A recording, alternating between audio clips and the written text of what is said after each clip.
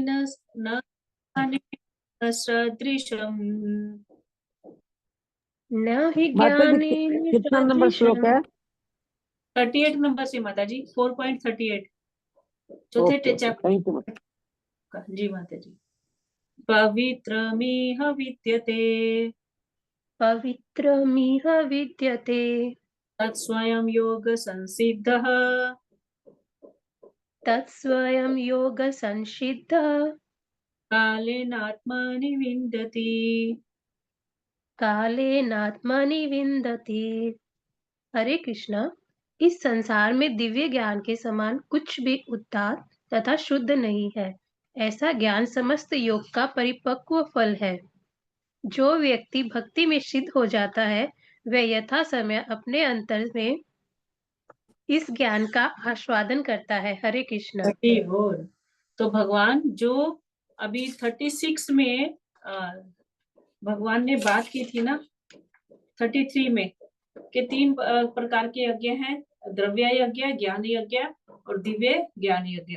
तो भगवान बोल रही है जो दिव्य ज्ञान की जिसकी मैं बात कर रहा हूँ, जिसको फॉलो करने से सारे कर्म फल नष्ट हो जाएंगे तुम्हारे, ये जो भक्ति की यज्ञ की मैं बात कर रहा हूँ, तो भगवान बोले उससे बढ़ के और इससे शुद्ध और कुछ कार्य नहीं है।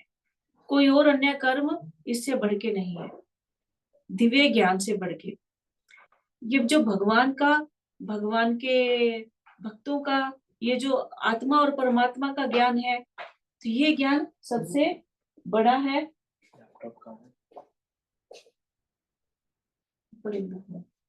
और सबसे शुद्ध भी है। और इससे ऊपर भगवान बोलते कुछ है ही नहीं है। जैसे एक पेड़ होता है, एक पेड़ में आप देखोगे फल जब होते हैं उसमें क्या होते हैं, एकदम छोटे फूल भी होते हैं, फिर फूल से कुछ बेबी फल बन चुके होते हैं, कुछ अभी कच्चे होते हैं, और एक होते हैं एकदम पका हुआ, सबसे पका हुआ। तो भगवान बोलते ये जो दिव्य ज्ञान है ना, ये सबसे पका हुआ फल है। जैसे भागवतम को भी परिपक्व फल बोला जाता है ना, भागवतम के बारे में भी बोला जाता है। तो ये जो ज्ञान है, दिव्य ज्ञान क्या है, सबसे पका हुआ फल है। और इसका आनंद कौन लेता है, जो भक्ति को प्रैक्टिस कर रहा है। जो भक्त है वो ही इस ज्ञान का आनंद ले पाएगा। अगर कोई सोचे नहीं हम भक्ति तो नहीं करेंगे लेकिन इस ज्ञान को जानने की कोशिश करेंगे, तो समझ में नहीं आएगा। आपको लगेगा कि ये क्या है, ये कैसा है, अरे ये ऐसे कैसे हो सकता है, एक 7 साल का बच्चा पहाड़ कैसे उठा सकता है। लेकिन जब एक भक्ति इस कथा को सुनेगा, वो क्या बोलेगा, अरे मेरे भगवान कुछ भी कर सकते हैं, है ना। उसको पता है कि भगवान कुछ भी करने में कैपेबल है, कि वो कुछ भी कर सकते हैं, और वो उस चीज पे विश्वास भी करता है और उसका आनंद भी लेता है। 1 मिनट मत।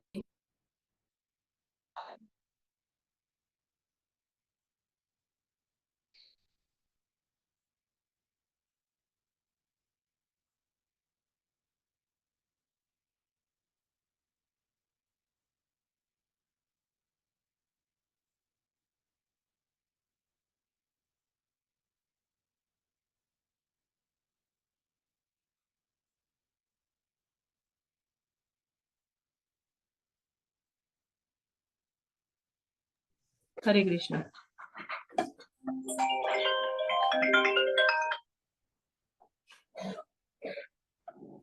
तो एक भक्ति है जो अपने अंतर में इस ज्ञान का आनंद ले सकता है।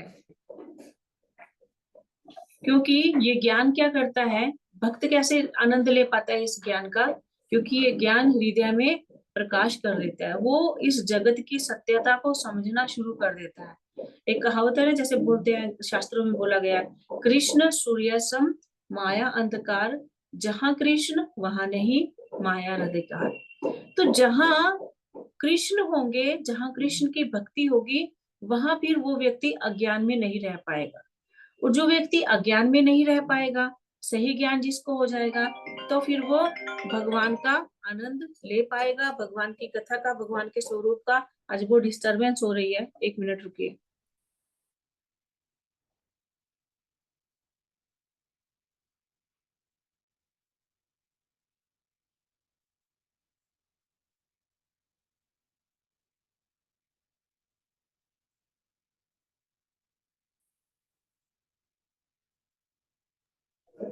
हरे कृष्णा। तो आगे अगले श्लोक पे चलते हैं। श्रद्धावान लभते ज्ञानम श्रद्धावान् लभते ज्ञानं तत्परासायतेन्द्रियः। तत्परसायतेन्द्रियः। अग्रवाल होगा। शकुंतला देवी अग्रवाल।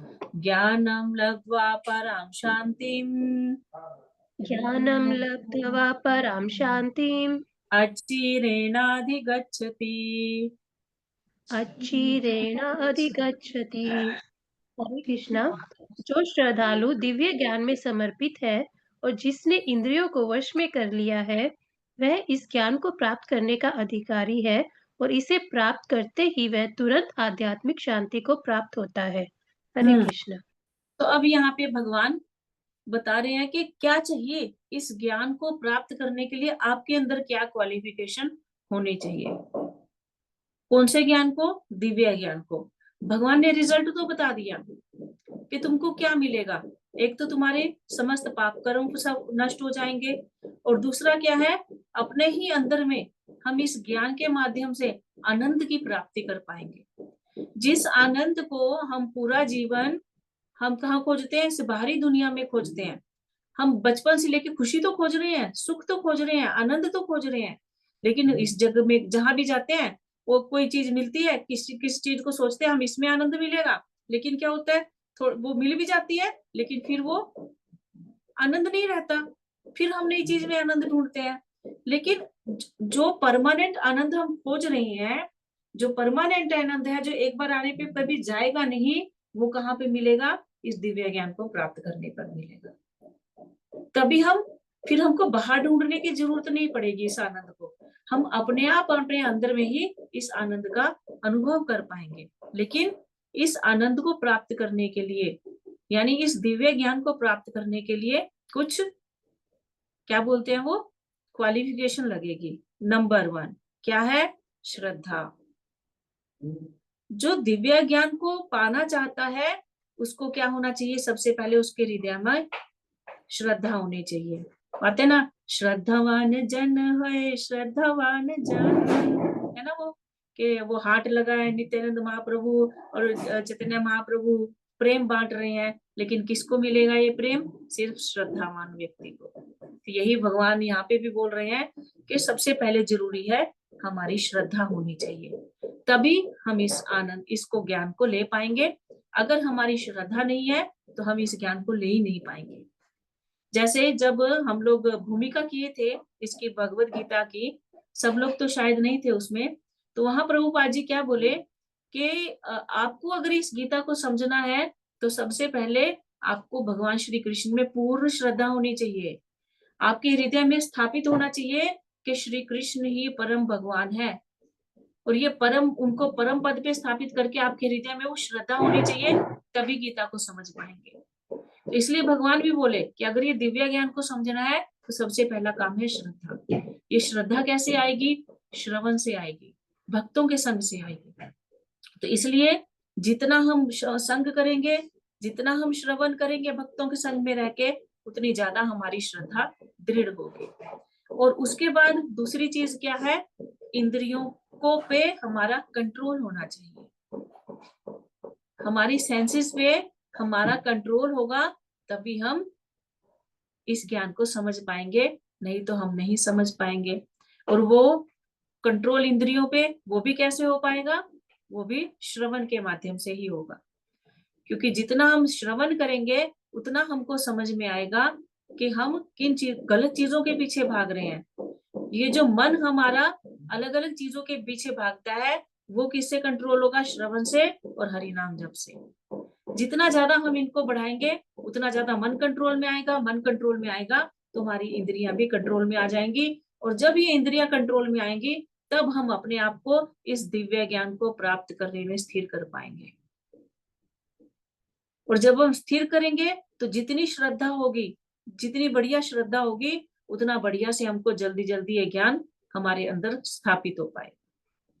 तो यही चीज भगवान बोल रहे हैं कि जिसके अंदर श्रद्धा होगी और जिसने इंद्रियों को वश में कर लिया है, वह इस ज्ञान को प्राप्त करने का अधिकारी है। और जैसे ही जिस व्यक्ति में दोनों होगी और जैसे ही वो दिव्य ज्ञान प्राप्त करेगा उसको क्या मिल जाएगी, इस भौतिक जगत में रहने पर भी शांति की प्राप्ति होगी। भगवान ने शांति को लेकर 2 श्लोक दिए हैं। एक तो ये दिया है, श्रद्धावान लभते ज्ञानम तत्परा सयतेन्द्रिया ज्ञानम लब्ध्वा पराम शांति मचिरेनाधिगच्छति। एक और श्लोक है, कोई याद है क्या किसी को शांति से रिलेटेड, जहां भगवान बोले हैं कि किसको शांति मिल सकती है? दीप्ति माता जी, मीनू माता जी, श्रद्धा माता जी, भक्ति शास्त्री, जय हो।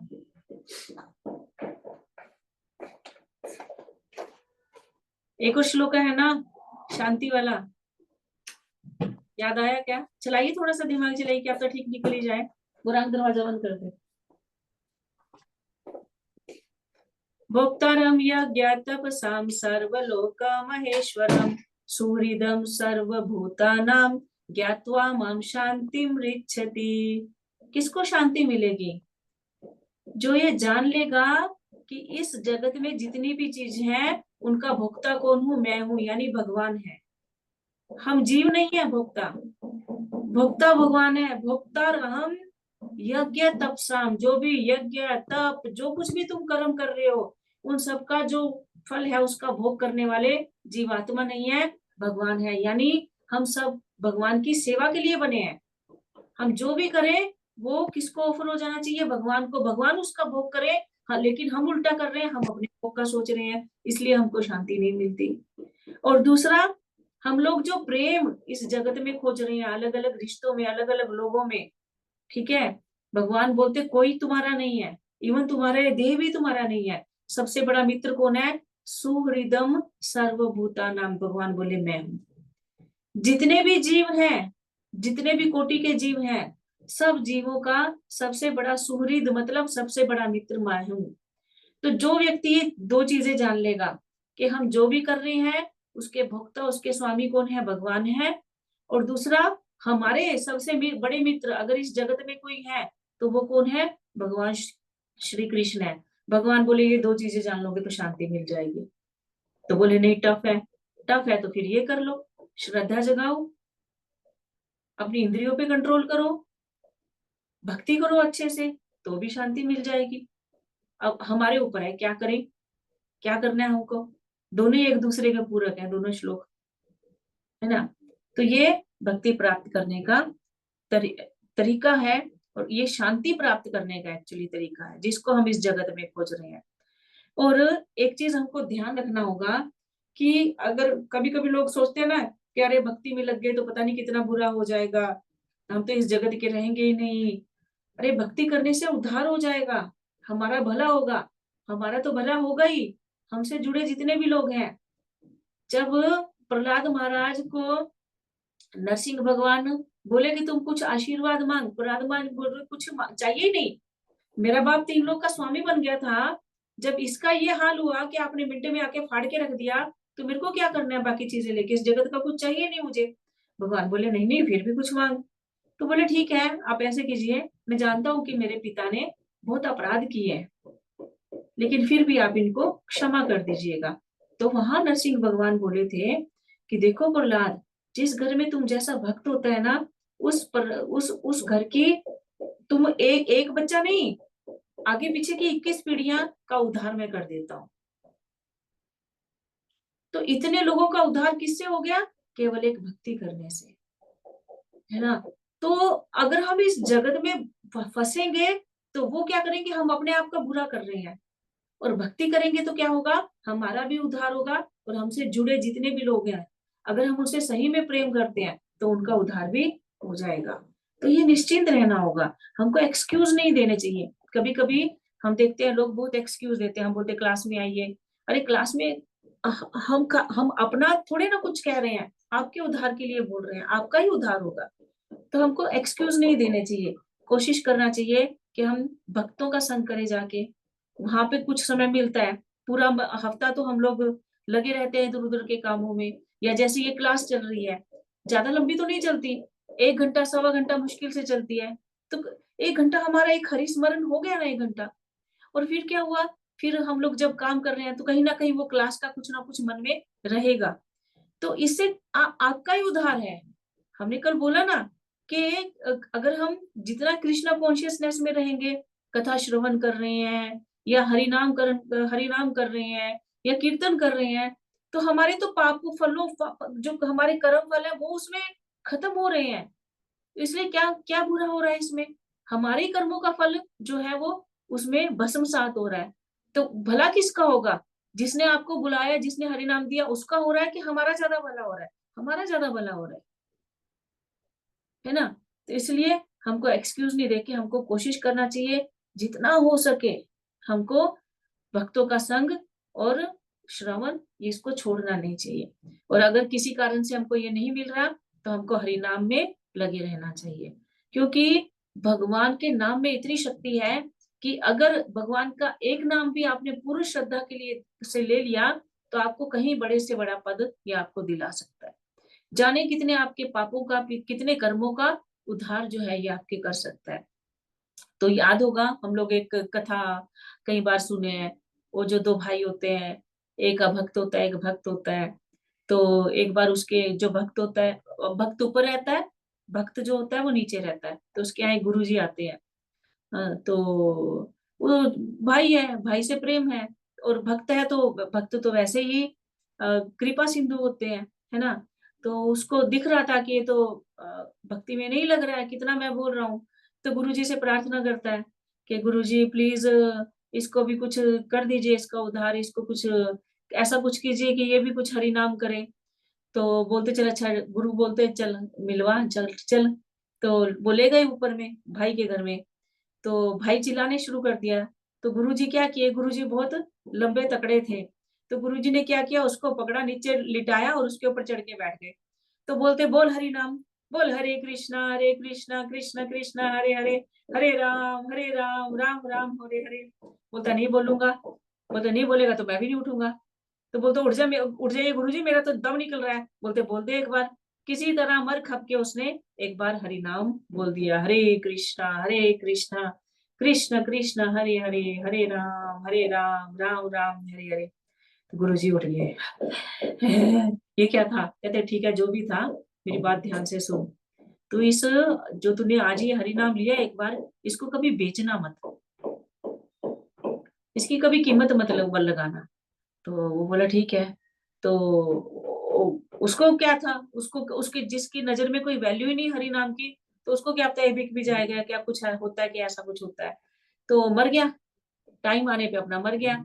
मर गया तो यमदूत पकड़ के ले गए यमराज के सामने। तो यमराज बोलते हाँ भाई इसका हिसाब किताब बताओ। बोलते बहुत दुष्ट है, बस जिंदगी में एक ही काम किया है, एक बार हरि नाम बोला है, बोलो क्या करना है। बोलते एक बार हरि नाम का क्या इसको फल मिलेगा, ये तो मुझे भी नहीं पता। तो किससे किससे पूछे, बोलो चलो ब्रह्मा जी से के पास चलते हैं। तो ब्रह्मा जी के पास चलते हैं, ठीक है। तो जाने लगे। तो बोले मेरा केस है, मेरे को तो लेके चलो, देखते हैं क्या बोलते हैं। तो वो बोलते अच्छा ठीक है चल। तो वो थोड़ी सी भूख लगी है, ठीक है थोड़ा खाना भी ले लेते हैं साथ में। तो खिलाते पिलाते हुए उसको जा रहे हैं। तो ब्रह्मा जी के पास गए। ब्रह्मा जी एक बार हरि नाम लिया इसने, बाकी तो सब टाइम पाप किया है, तो उस हरि नाम का क्या फल मिलेगा इसको, एक बार हरि नाम के लिए होगा। बोलती है तो मेरे को भी नहीं पता। तो बोले चलो शिव जी के पास चलते हैं, वो बहुत हरि नाम लेते हैं। तो वो बोलता है इतनी दूर, पहले तुम पृथ्वी से मेरे को यमपुरी में लेके आए, यमपुरी से अब ब्रह्मा जी के लोक में ले आए, अब यहाँ से तुम मेरे को क्लास में तो थक गया हूँ। कौन बोल रहा है? वो जो पापी था, ठीक है। तो बोलते ठीक है क्या करें, चल तू कंधों पे बैठ जा हमारे। ठीक है, अब वो कंधों पे चढ़ के जा रहा है, कहाँ पे? कैलाश में। तो कैलाश में गए, तो शिव जी के पास गए। तो शिव जी बोले मैं तो हर टाइम ही हरे नाम में डूबा रहता हूँ, तो एक बार एक हरि नाम का क्या फल है ये तो मुझको भी नहीं पता। तो बोले ठीक है जाके हरि को ही पूछ लेते हैं फिर। तो सब लोग कहाँ जाते हैं? क्षीरोदक विष्णु के पास जाते हैं।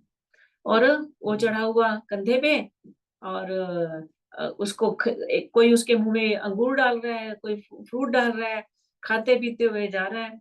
और जाके वहां पे गए, भगवान बोले ये क्या हुआ भाई, तुम लोग ये गद्दे पे उठा के ला रहे हो, कुछ स्पेशल बनता है क्या?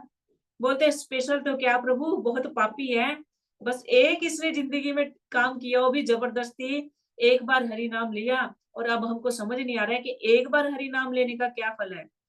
तो भगवान उसको बोलते, हंसने लग गए भगवान उसको बोलते इधर आ तू। किसको? जिसने हरि नाम, पापी को बोलते इधर आ। तो आया, भगवान बोलते इधर आजा मेरी गोद में बैठ के। ठीक है, तो बैठ गया।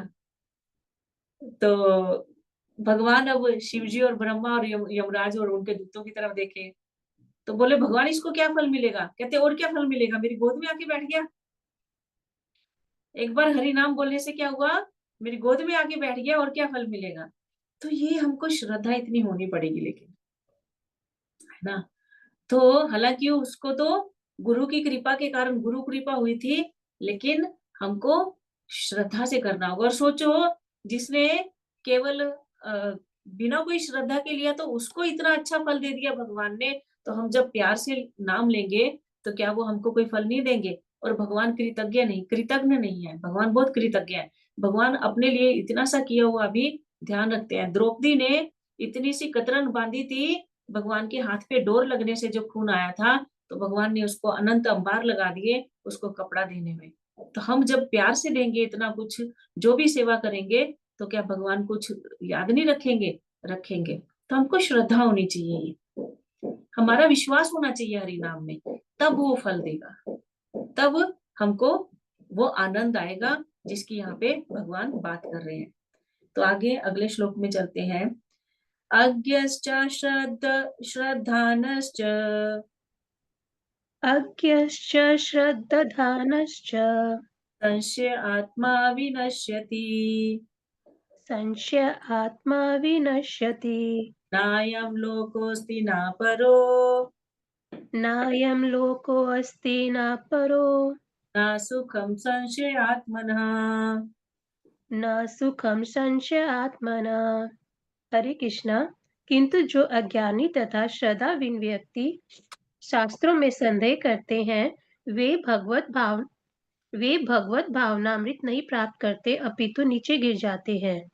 संशय आत्मा के लिए है तो इस लोक में न ही परलोक में कोई सुख है। हरे कृष्ण।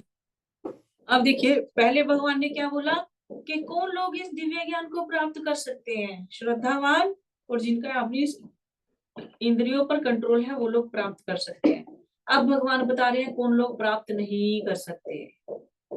जो अज्ञानी है, पूरी तरह अज्ञान में है और इस ज्ञान को लेना ही नहीं चाहते, जिनके अंदर श्रद्धा ही नहीं है, वो अज्ञान में ही डूबे रहना चाहते हैं, है ना। वो लोग नहीं आते भगवान के नाम में, भगवान के कथा में, वहां पे नहीं आएंगे, और इसीलिए वो, उनको ये दिव्य ज्ञान मिल भी नहीं पाता है, वो अधिकारी भी नहीं हो पाते। और ऐसे लोग क्या करते हैं? संशय आत्मा होते हैं, इनको संदेह होता है भगवान के होने में, कि वो भगवान है कि नहीं है। और भगवान ने जो शास्त्र दिया उनके ऊपर संदेह करते हैं, हमको क्या पता कौन लिखे, ऐसी फालतू में किसी ने कहानियां बना के लिख दी, समझे ना।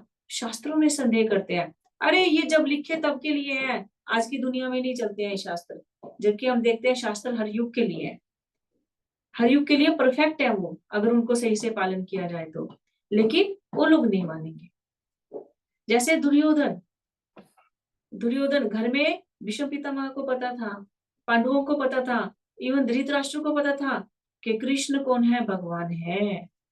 और कहीं ना कहीं दुर्योधन को भी पता था, लेकिन फिर भी अज्ञान में फंसा रहा, श्रद्धा नहीं दिखाई, और इसीलिए क्या हुआ? संशय आत्मा विनश्यति, विनाश हुआ इसलिए।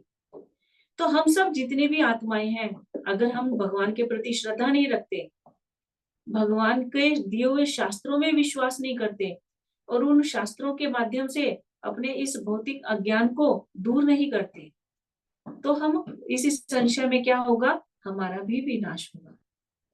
एक दिन आएगा, मृत्यु आएगी और हमको नीचे और बुरी से बुरी योनियों में फेंकेगी, और हमको हर अपने कर्मों का फल जो है बहुत बुरी तरह से भोगना पड़ेगा। भगवान बोलते नीचे गिर जाते हैं ऐसे लोग जो हर बात में संशय करते हैं। आप देखिए, आध्यात्मिक जगत, इवन भौतिक जगत में भी, अगर हम संशय कर रहे हैं अपने हर हर चीज का, कुछ लोग होते हैं ना बहुत शक्की नेचर के होते हैं, वो लोग ना तो सही से खुद जी पाते हैं, ना घर के लोगों को जीने देते हैं, क्योंकि उनको हर संबंध में, हर चीज में केवल संशय ही नजर आता है। और इसीलिए ऐसे संशय वाले लोग एक समय आता है खुद अपने लिए भी मुसीबतें खड़े कर लेते हैं और उनका इस जीवन में कोई नहीं रहता है ना। तो इसीलिए संशय आत्मा होना बहुत कष्टकारी है इस भौतिक जगत में भी, और आध्यात्मिक जगत में तो ऐसे व्यक्ति के लिए जगह है ही नहीं है। संशय आत्मा के लिए कोई जगह नहीं है आध्यात्मिक जगत में। भगवान भी ऐसे व्यक्तियों को एक्सेप्ट नहीं करते हैं। और दूसरी बात है, वो शास्त्रों को भी समझ नहीं पाता है। अगर कोई भी व्यक्ति जब ये गीता पढ़ने बैठा, ठीक है, अगर कोई बोले कि अरे फालतू है, ऐसे ही बोली जाते हैं, कृष्ण बोली जा रहे हैं, मैं कृष्ण ही सब कुछ है, हम तो नहीं मानते, ठीक है कि नहीं। तो ऐसे लोगों को ना तो गीता समझ में आएगी, ना ही इस भौतिक जगत का जो अज्ञान है, क्योंकि वो गीता, क्योंकि उसके अंदर श्रद्धा नहीं है, संशय है भगवान के प्रति। पूरा ज्ञान ये भरा ज्ञान से भरी पड़ी है गीता। इस गीता को पढ़ के लाखों लोग जीव ऐसे भी हैं, चाहे फॉरेन में लोग, कितने सारे भक्त हैं जो इस गीता को पढ़ के श्रेष्ठ भक्त बन गए हैं। क्यों? क्योंकि उन्होंने विश्वास किया, जो लिखा जा रहा है उन शब्दों पे, भगवान की वाणी पे विश्वास किया। लेकिन जो इसके ऊपर शक करेगा, हालांकि सामने पड़ा है सारा ज्ञान, भगवान ने परमानेंट आनंद का जो लोकर है उसकी चाबी सामने रखती है, लेकिन फिर भी हम उस चाबी को से खोल नहीं पाएंगे उस आनंद को, क्योंकि हमको शक है, पता नहीं कौन सा भूत निकल आएगा वहां से। इसलिए हम इसके चलते हम खोलते ही नहीं है, हम विश्वास ही नहीं करते, चट हम खुद ही खोज लेंगे अपना आनंद। और इसीलिए हम गिरते जाते हैं और इस भव सागर में डुबकियां लगाते रहते हैं। भगवान बोलते हैं ऐसे व्यक्ति के लिए ना तो इस जगत में और ना ही अगले जगत में कोई सुख है, कहीं भी सुख से नहीं रह सकता वो है व्यक्ति। तो इसके लिए भी मैं एक कथा सुनाती हूँ आप लोगों को। एक बार एक पंडित था, ठीक है, तो पंडित था और बहुत कार्य करता था, भगवान की बहुत सुंदर से सेवा करता था। सुबह में उठ के भगवान को वो दूध से नहलाता था और दूध से बहुत सुंदर सुंदर प्रसाद बना बना के भगवान को भोग लगाता था। तो इसके लिए उसने क्या किया था, एक ग्वाले के यहाँ से दूध बांधा हुआ था। और वो दूध ग्वाला तो, क्योंकि सुबह सुबह अब पूजा जग का काम जब होगा तो जल्दी होगा, ठीक है ना, और जल्दी होने के चलते अब ग्वाले को तो गाय की बहुत काम करना रहता है, तो वो क्या करता था, अपनी लड़की को भेज देता था। और एक चीज और थी, ग्वाले का जो घर था नदी पार करके था, पंडित का घर कह लो नदी पार करके था, ठीक है। तो ग्वाला बोलता था कि इतना टाइम तो नहीं है मेरे पास। तो उसकी बेटी बोली ठीक है पिताजी, मैं हर रोज मैं ही दूध पकड़ाया करूंगी। तो हर रोज दूध लेके आने लगी, सुबह सुबह बड़ी अच्छे से उसकी सेवा चल रही थी पंडित की। तो एक बार क्या हुआ, बारिश आ गई जोर से, और बारिश आने के चलते वो लड़की लेट से आई दूध लेके। तो पंडित उसके ऊपर चिल्लाने लग गया, तुम इतना देर से दूध लेके आई हो, तुमको पता नहीं मुझे भगवान की सेवा करनी रहती है, हाँ, तो इतना लेट होने से तुम्हारे कारण सेवा में विघ्न हो गया। तो लड़की बोली कि पंडित जी बारिश आ रही थी तो नदी में बहाव तेज था, इसलिए मैं समय पर नहीं आ पाई। अरे भगवान में विश्वास नहीं है क्या तुमको? भगवान के नाम लेती और नदी के ऊपर से चल के आ जाती। अब उसने तो गुस्से में ऐसे ही बोल दिया, लेकिन लड़की को हो गया, अरे हाँ, मतलब मेरे को तो भगवान के नाम में, भगवान का नाम तो इतना है कि वो भव से पार कर देता, तो नदी क्या चीज है। वो पंडित ऐसे बोला तो लड़की को भी हो गया, हाँ, लड़की कुछ बोली नहीं लेकिन चली गई। अभी कभी कभी होता है ना, बारिश के दिनों में झड़ी लग जाती है, ठीक है। तो अब अगले दिन भी क्या हुआ, बारिश आ रही थी जोर से। तो अब पंडित ने सोचा लगता है आज तो फिर नहीं आएगी, और पता नहीं आज तो आएगी भी नहीं आएगी। लेकिन वो लड़की, अभी उसका समय ही हुआ था पूजा का, उससे पहले आके खड़ी हो गई। तो पंडित बोला कल तुम झूठ बोल रही थी ना, झूठ बोली थी ना, पानी है नदी, नदी में पानी का बहाव तेज था इसलिए नहीं आई, लेट हो गई। आज भी तो आ गई, आज भी तो बारिश है। अरे बोलती पंडित जी आपने तो कल बोला था कि भगवान को याद करते हुए चलेंगे तो नदी के ऊपर से चल पाएंगे, तो मैं तो नदी के ऊपर से आ गई आज, मुझे इसलिए आ पाई। पंडित बोला झूठ बोलती है तो? बोलती पंडित जी झूठ क्यों, आपने बोला वही हुआ। पंडित जी बोले चल मेरे को करके दिखा। बोलती आपको विश्वास नहीं है? चलो आओ, आपने तो बोला, तो आप भी चलो, हम दोनों चलते हैं, मेरे घर चलते हैं, चलो नदी पार करके। तो अब जब किनारे पे गए, पंडित तो बोल रहा है ये क्या कर रही है, ये जरूर ये कोई चाल चली है, ये झूठ बोल रही है। अब लड़की क्या की, लड़की तो हरि का नाम लियो और पानी के ऊपर चलना शुरू कर दी। अब पंडित को तो सिट्टी पिटी, वो पंडित को बोलती आओ।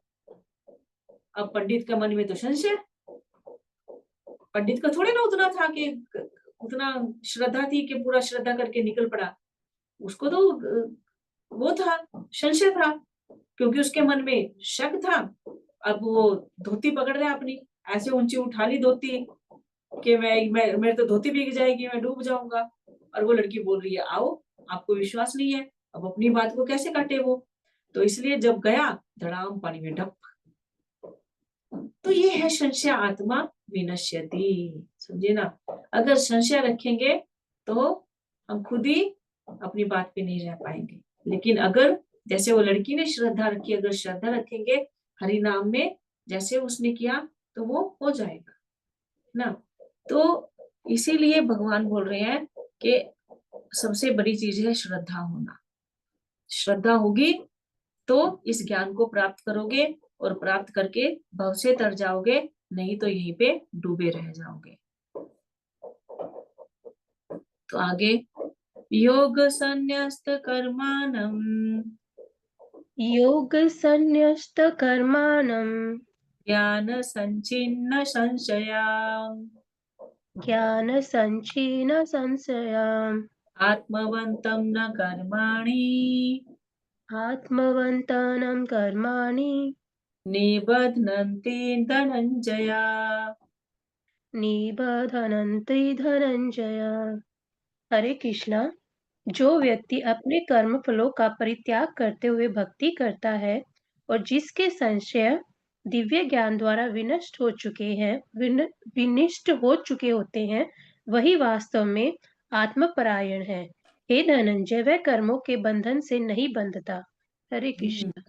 हरि बोल। तो भगवान अब यहाँ पे आगे बोल रहे हैं कि देखो, जो व्यक्ति श्रद्धा रख रहा है भगवान में, भगवान के दिव्य ज्ञान को अर्जित कर रहा है और भक्ति में डूबा हुआ है, अपने दिन का हर समय भगवान की सेवा में गुजार रहा है। अब क्या है, और जो उसको कर्मों के प्रति जो बंधन था कि अब ये किया है तो मेरे को ये मिले, तो मैं ये इच्छा पूरी करूं, क्योंकि अब क्या हुआ, उस श्रद्धा चाहिए, श्रद्धा है उसके अंदर। और दूसरा क्या बोले भगवान पिछले से पिछले श्लोक में, इंद्रियों पे कंट्रोल, सेंस कंट्रोल, है ना। तो क्योंकि उसका अपनी सेंसेस पे भी कंट्रोल हो चुका है, तो इसलिए अब उसको वो जो भी कर्म कर रहा है वो केवल भगवान के लिए कर रहा है। उसको उन कर्मों के बदले में अपने लिए कुछ नहीं चाहिए। वो फल की आशा से कोई कर्म नहीं कर रहा है, निष्काम भाव से कर्म कर रहा है, और उसके अपने आप ही हो जाते हैं। जब कोई व्यक्ति भक्ति करता है तो उसके कर्म निष्काम कर्म नहीं हुए, बल्कि दिव्य कर्म हो जाते हैं, क्योंकि वो भगवान के लिए ही, कि कैसे भगवान प्रसन्न हो उसके लिए ही कर्म कर रहा है। तो इसीलिए अब वो, उसको अपने लिए बदले में कुछ नहीं चाहिए, और केवल भगवान की प्रसन्नता उसको देखता है। तो इसीलिए सारे कर्मों के फलों का वो त्याग कर देता है, अपने लिए उसको अब कुछ नहीं चाहिए। और दूसरा, इतनी उसके अंदर श्रद्धा है, और क्योंकि अब वो दिव्य ज्ञान भी वो अर्जित कर रहा है श्रद्धा होने से और सेंस कंट्रोल होने से, वो समझ रहा है उस ज्ञान को। तो इसीलिए किसी भी तरह का संशय इस दिव्य ज्ञान से क्या हो जा रहा है, उसके दूर हो जा रहे हैं, क्योंकि वो गुरु के अंडर है। अब वो गुरु से जब भी कुछ होता है तो वो बहुत, जैसे अभी हम देख रहे हैं ना, अर्जुन क्या कर रहा है, अर्जुन के मन में जो भी संशय आ रहे हैं वो विनम्र भाव से हाथ जोड़कर कृष्ण से पूछता जा रहा है कि भगवान ये अच्छा, तो इसका क्या है, तो फिर इसमें से इन दोनों में से क्या श्रेष्ठ है, कृपया बता दो, हे कृष्ण कृपया बता दो, हे देवकी नंदन कृपया बता दो, है ना। ऐसे करके प्रार्थना हाथ जोड़ जोड़ के पूछ रहा है। तो इसी तरह से शिष्य भी क्या करता है, अगर कुछ भी उसके मन में कुछ समझ में नहीं आता उसको, तो वो क्या करता है, गुरु से वो पूछ रहा है। तद विधि प्रणिपातेन परिप्रश्नेन सेव्या, प्रश्न पूछ पूछ कर अपने संशयों को दूर करता जा रहा है। और इसीलिए वो जो गुरु के माध्यम से उसको दिव्य ज्ञान हो रहा है, उसके सारे संशय जो है वो विनष्ट होते जा रहे हैं, वो संशयों से रहित होता जा रहा है। इसीलिए संशय आत्मा तो विनष्ट होगा, लेकिन जिसके मन में संशय नहीं है, श्रद्धा बढ़ती जा रही है, बढ़ती जा रही है, बढ़ती जा रही है, तो वो व्यक्ति क्या हो जाएगा, एक दिन आत्मपरायण, आत्मा में स्थित हो जाएगा। फिर वो इस भौतिक जगत में, ये देहात्म बुद्धि में स्थित नहीं रहेगा। ये जो मैं और मेरा का भाव है, वो सारा निकल के कृष्ण, कृष्ण तुम और तुम्हारा, मैं तुम्हारा तुम मेरे, बस ये भाव उसके हृदय में रह जाएगा। और फिर ऐसा व्यक्ति, हालांकि इस भौतिक जगत में है, सब कर्मों को कर रहा है, लेकिन फिर भी सब कर्म करते करते भी उसको कोई कर्मों का बंधन नहीं लग रहा है, कोई उसको उन कर्मों के फलों को भोगना ही नहीं पड़ता है उसको। क्यों? क्योंकि जितने भी कर्म कर रहा है वो अपने लिए तो कर ही नहीं रहा, वो तो किसके लिए कर रहा है, परमात्मा के लिए कर रहा है, भगवान के लिए कर रहा है, क्योंकि वो तो देहात्म बुद्धि से बाहर निकल चुका है, आत्मपरायण हो चुका है। तो जितने भी कर्म है सब भगवान के लिए कर रहा है। तो इसीलिए भक्ति करते हुए कर्म फलों का त्याग कर रहा है, और कर्म फलों का त्याग करते हुए क्योंकि गुरु के अंडर रह के ज्ञान सीख रहा है, सारे संशय दूर हो रहे हैं। संशय दूर होने से आत्मा में स्थित हो जा रहा है, और इससे क्या हो रहा है, अब वो अपनी नित्य स्थिति, नित्य स्वरूप को प्राप्त कर रहा है। यानी जीवेर स्वरूप है, क्या है जीव का स्वरूप, नित्य कृष्ण दास, वो भगवान का दास का स्वरूप जो है आत्मा का, उस अपने नित्य स्वरूप में स्थापित होता जा रहा है। और जब एक दास होता है, वो घर में जो भी कार्य कर रहा है, मालिक बोलेगा ये ले, ये गिलास इसको उठा के कचरे में उठा के फेंका, वो अपने मालिक की आज्ञा का पालन करेगा, कचरे में उठा के फेंक आएगा। तो उसको दंड भोगना पड़ेगा क्या, मालिक उसको मारेगा क्या? नहीं, क्योंकि उसने किसकी आज्ञा से किया, ये मालिक की आज्ञा से किया। उसका मालिक बोलेगा आ, आ, कुछ भी, उसको कोई बड़ा धन दे देगा, ये ले तुम रख अपने पास, तो उसको दंड भोगना पड़ेगा क्या? नहीं पड़ेगा। उसका मालिक बोलेगा ये ले, ये मैं और नहीं खा पाऊंगा, ये ले तुम खा अभी इसको, 56 भोग खा रहा है वो, तो उसको दंड भोगना पड़ेगा क्या? नहीं भोगना पड़ेगा। क्यों? क्योंकि वो सब केवल सेवक बन के ग्रहण कर रहा है। वो जो भी ले रहा है मालिक का उचिष्ट ले रहा है, और मालिक की आज्ञा से ले रहा है। जो मिल रहा है मालिक दे रहा है उसको, और जो है वो मालिक की सेवा में लगा दे रहा है, इसीलिए उसको कोई कर्मों का बंधन भोगना नहीं पड़ता। तो यही चीज यहाँ पे भगवान बोल रहे हैं कि देखो, गुरु के अंडर रहो, गुरु के अंडर रहकर श्रद्धा और इंद्रियों को कंट्रोल करके अपने प्रश्न पूछो, उनकी सेवा करो, अपने अहम के भाव को त्यागो, अहंकार को त्यागो, और सेवा करते करते फिर क्या करो, साथ साथ जब गुरु प्रसन्न होते रहे तो अपने संशयों का निवारण करते रहो।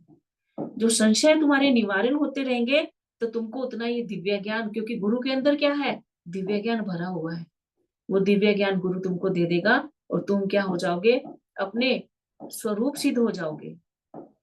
स्वरूप सिद्ध होना मतलब आत्मा में स्थित होना अपने आप। तो ये स्थिति तभी प्राप्त हो जा पाएगी। तो आगे अगले श्लोक में चलते हैं। तस्मात् ज्ञान संभूतम, तस्माद् ज्ञानसम्भूतम् रितस्थं ज्ञानासीनात्मना, इतस्थं ज्ञानाशिनात्मना चित्त्वेनं संशयं योगम्, चित्तेनं संशयं योगम् आतिष्ठोत्तिष्ठ भारत। अतिष्ठ उत्तिष्ठ भारत।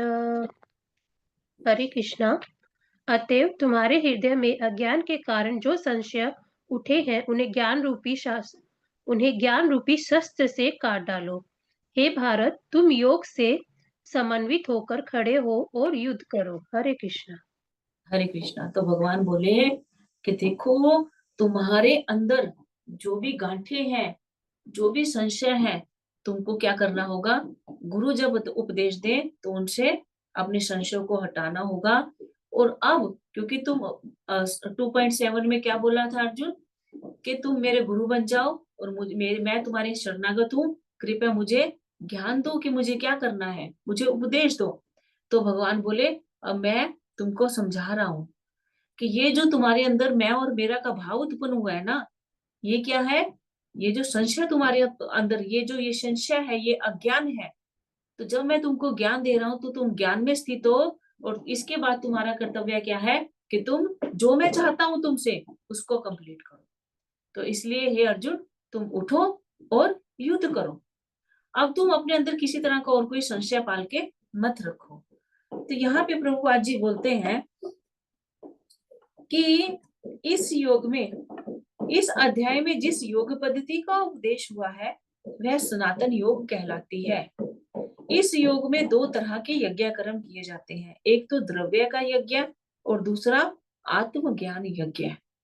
ठीक है, जो विशुद्ध आध्यात्मिक कर्म है, जो हम शुद्ध भक्ति का जो ज्ञान लेते हैं गुरुओं के माध्यम से, गुरु परंपरा के माध्यम से, वो क्या है, आध्यात्मिक कर्म है।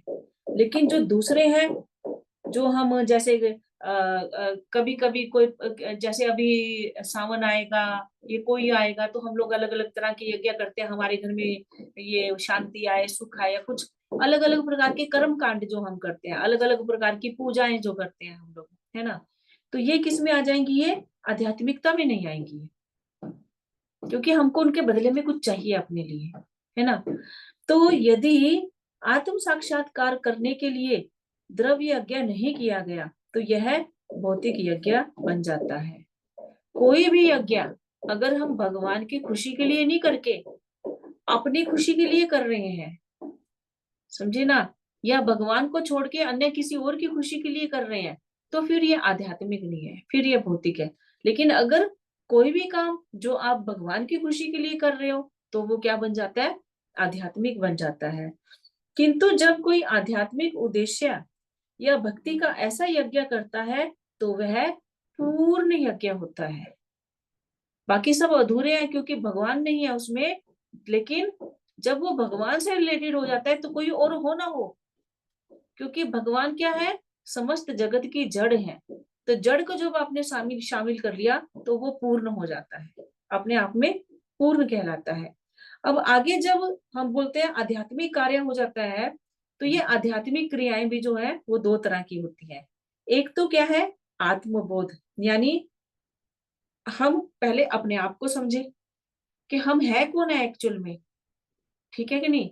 क्या मैं दीप्ति हूँ, क्या मैं संजना हूँ, क्या मैं स्त्री हूँ, क्या मैं किसी की बेटी हूँ, मेरा एक्चुअल मेरी आइडेंटिटी क्या है, ठीक है। तो वो पहले हम अपने आप को जब हम जानते हैं कि नहीं, ना तो मैं किसी की बेटी, ना मैं किसी की माँ, ना मैं स्त्रीलिंग ना पुल्लिंग, मैं तो क्या हूँ, सिर्फ एक आत्मा हूँ। जब हम ये आत्मबोध करते हैं तो ये क्या क्या कहलाता है, आत्मबोध। और दूसरा है भगवान विषयक सत्य, यानी एक तो अपने बारे में जानना और दूसरे में हम जहां से आए हैं, हम जिनके अंश हैं उनके बारे में पूरा जानना, श्री कृष्ण के विषय में जानना। ये दोनों क्या है, आध्यात्मिक क्रियाएं हैं। ये दो बट जाती हैं, एक हम अपने बारे में जान रहे हैं जो, और दूसरा भगवान के विषय में। तो यहाँ पे आगे प्रभुपाद जी बोलते हैं, इस अध्याय के शुरू से ही भगवान अपने कार्यकलापों को क्या बोलते हैं कि मेरे कार्यकलाप क्या है, दिव्य है। मैं दिव्य हूँ, मेरे कार्यकलाप दिव्य है, मेरा आना इस जगत में दिव्य है, मेरा जाना इस जगत में दिव्य है। जन्म कर्म च मे दिव्यम एवं यो वेत्ति तत्वता। जो ऐसा तत्व से जान जाता है फिर वो मेरे धाम आ जाता है। तो ये हमको कैसे जानकारी होगी, ये गुरु के माध्यम से जानकारी हो पाएगी।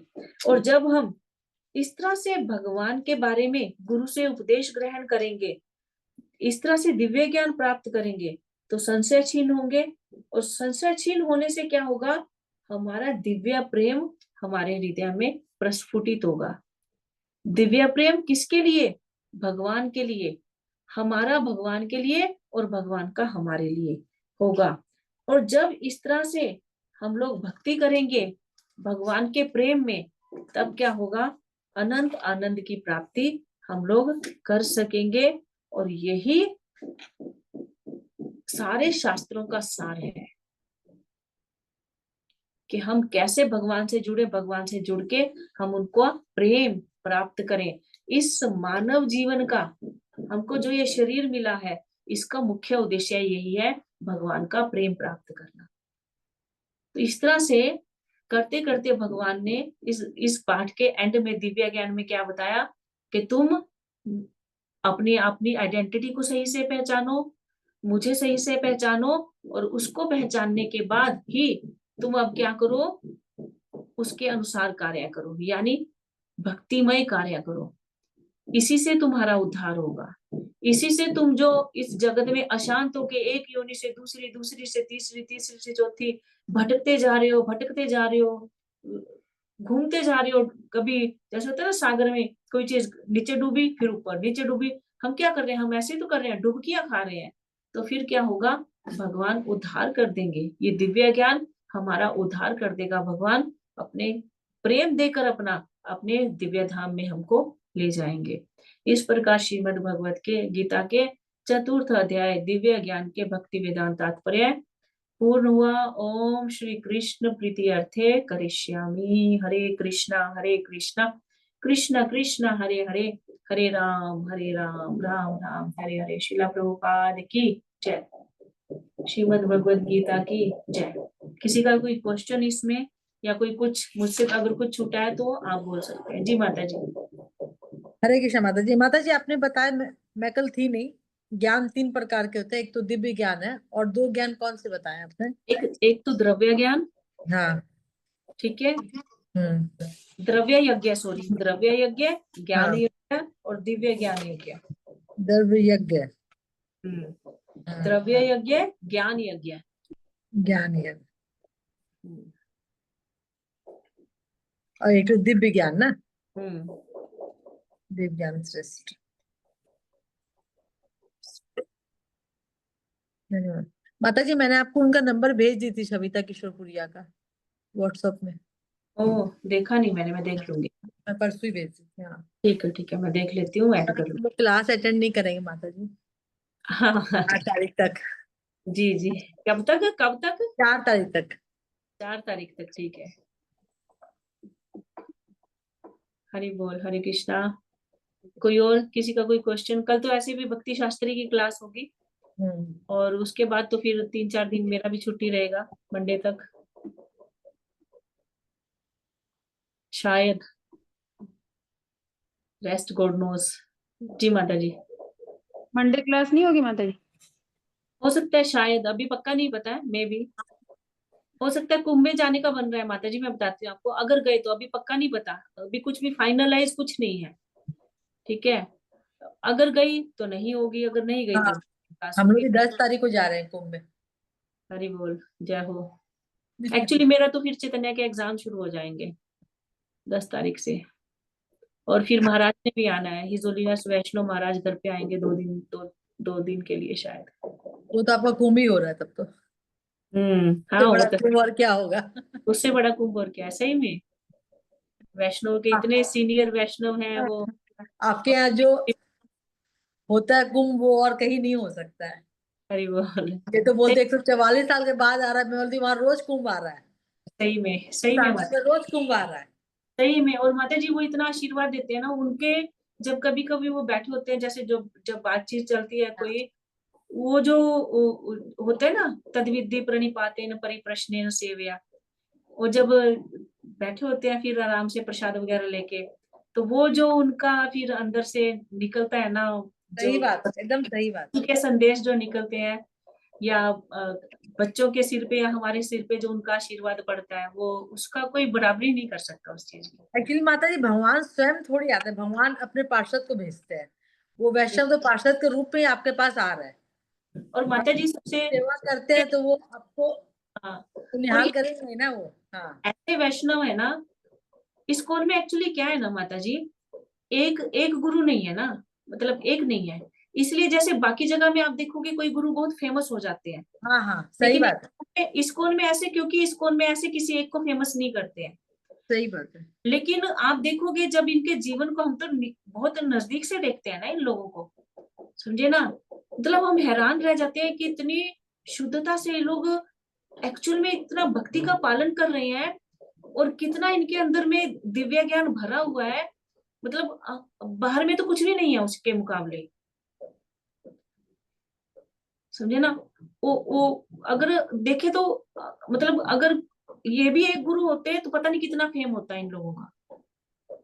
नहीं नहीं, वास्तव में। गुरु, क्योंकि इस्कॉन में ऐसे मना है कि कोई एक गुरु को अपने को ज्यादा से ज्यादा वो करना पब्लिकली। तो हम, जैसे हमारे गुरु महाराज हैं, हम पब्लिकली नहीं उनके बारे में ज्यादा कुछ बोल सकते, क्योंकि ये नियम है इस्कॉन का। तो लेकिन जब उनकी दिव्यता देखते हैं हम लोग, एक एक चीज देखते हैं, हम तो मतलब शब्दों में एक्सप्लेन नहीं कर सकते। और ये कोई ये नहीं है कि हम उनके शिष्य हैं इसलिए हम ऐसे बोल रहे हैं। आप भी अगर कभी उनका सेवा करने का मौका मिले, उनको नजदीक से देखने का मौका मिले, आप भी तो सिर पकड़ लोगे अपना कि ये कलयुग में ऐसे संत भी हैं आज की डेट में। मैं तो चैरिटी चल रही है माता जी, वरना चलना मुश्किल ही है। माता जी, ये तो फिर सन्यासी हैं। इस्कॉन में कुछ कुछ तो गृहस्थ भी ऐसे हैं जो सतयुग के गृहस्थी होते थे ना, मतलब ऐसे गृहस्थी हैं जो सिर्फ बच्चा पैदा करने के लिए संग की, उसके अलावा कभी संग नहीं करते हैं। वाह। आज के युग में आप मानोगे ये चीज है, लेकिन है क्योंकि हम देख रहे हैं, हमारे पास है ऐसे लोग। सोचिए, ऐसे लोग भी हैं। इस कलयुग में अपनी सेंसेस को इतना कंट्रोल करना इजी है क्या? सोचिए, नहीं होगा, नहीं। क्योंकि सबसे ज्यादा सेंस ग्रेटिफिकेशन इसी चीज का होता है लोगों को, समझे ना। और वो इतना भक्ति को पकड़े कि केवल गुरु महाराज की आज्ञा से, और वो भी कब किए? गुरु से आज्ञा लेके। सोचिए कि अब हम संतान उत्पत्ति करना चाहते हैं, तो गुरु ने तरीका बताया कि ऐसे करके पहले तुमको उस दिन कितना कितना तो जप करना रहता है उनको, 50-50 ना 150 माला, समझे ना। तो ये चीज बहुत है, मतलब हम लोग इसको समझ नहीं पाते हैं। ठीक है, हरि बोल। थैंक यू माता जी, हरे कृष्णा। कोई और? ठीक है, कल तो भक्ति वृक्ष की क्लास होगी। अनुराधा माता जी, हरि बोल, मैसेज डाल दीजिएगा भक्ति वृक्ष की क्लास का। और ठीक है, धन्यवाद सबका।